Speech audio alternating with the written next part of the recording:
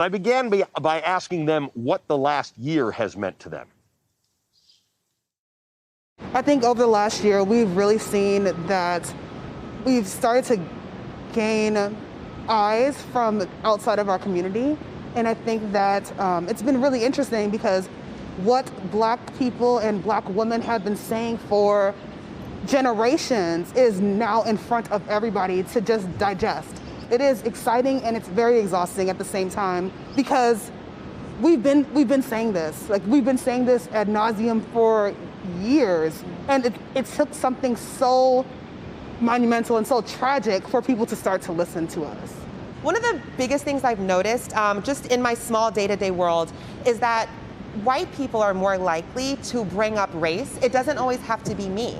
I feel like white people have more of a consciousness about issues now.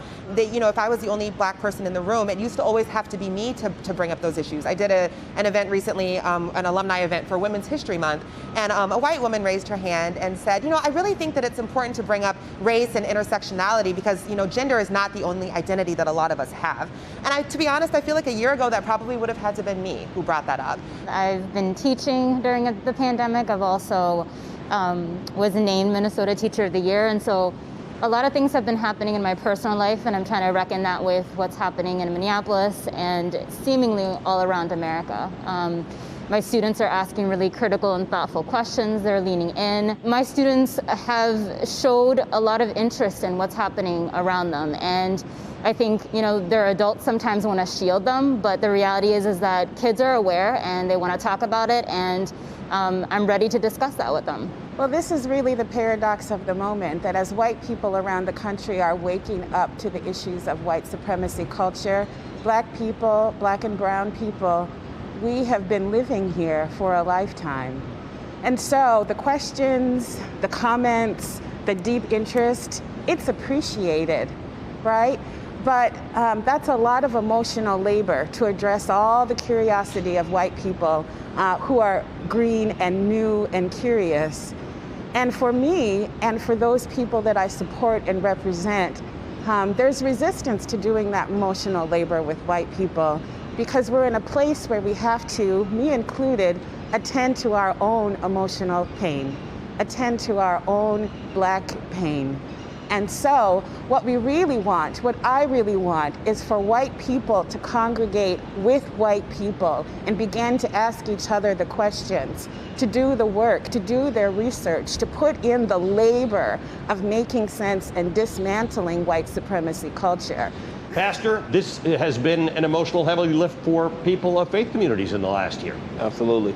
Within our church context, we have grown over this past year in membership, and the majority of the people that have joined our congregation have been white, which has been exciting to some degree as they wanted to sit under a Black pastor. They wanted to sit under Black leadership and be led. And so on the one hand, where it's exciting, on the other hand, it can be exhausting as there is this sense of from them where they want you to teach them everything or they want to learn everything. But we've challenged them and we've been very clear to say, no, you have to do some of that work on your own. You have to learn yourself as well. But there's also been the exhausting part as well there's been a little bit of a reckoning, at least within the Christian faith community, where people have asked critical questions, specifically of predominantly white congregations, about how does your faith address these things, and white supremacy that has permeated the church really since America's inception is now being challenged. And so it's an exciting time, but it's also an exhausting time. We saw this as any natural disaster or any disaster because it's a disaster that's been going on for 400 years.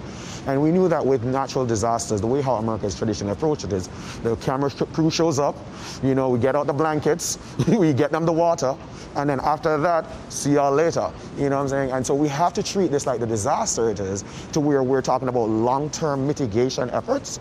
We also talk about how we'd never get here again, and also better preparedness. And so one of the things that I'm hopeful about is that now we're speaking as one community with one voice. We're like one set of buffaloes charging in the same direction and ensuring that regardless of the outcome of the trial, we know that we're going to continue to build a model city here in Minneapolis.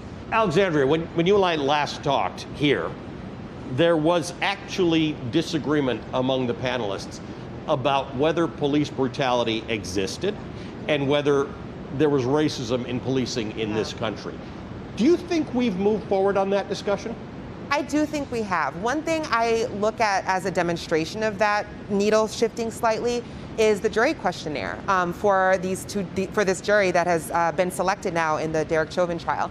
There were questions on the questionnaire that had to do with the belief about and the understanding of racism and systemic injustice in policing and things like that. There were questions that asked about the prospective jurors' beliefs about Black Lives Matter, Blue Lives Matter. And I think there is a strong belief now that there is racism and injustice in policing and in society. And that's on a national level, Pastor. Let's talk about this city. There has been like a line in the sand to me that has kind of been drawn about this issue. I think more people either have a strong opinion or don't have a strong opinion about it, or have a strong opinion one way or the other about it, I should say. And so even within the city, I think those opinions are becoming even more pronounced. And then I think from our government, our local officials, I think that they're addressing it in a way where it seems like the opinion is, yes, we admit, we confess that this is a reality that is a part of policing in America and has been a part of policing in our city as well. And so I think that we're seeing that needle shift. I feel like the needle has shifted, but not enough for me, not enough for my community. I think there have been conversations about reforming police and law enforcement, and to me that isn't enough. I think restructuring and repurposing white supremacy will not get rid of police brutality. You can't reform racism, and the way to dissolve police brutality is to abolish the law enforcement, to put community members at the forefront of solving community issues.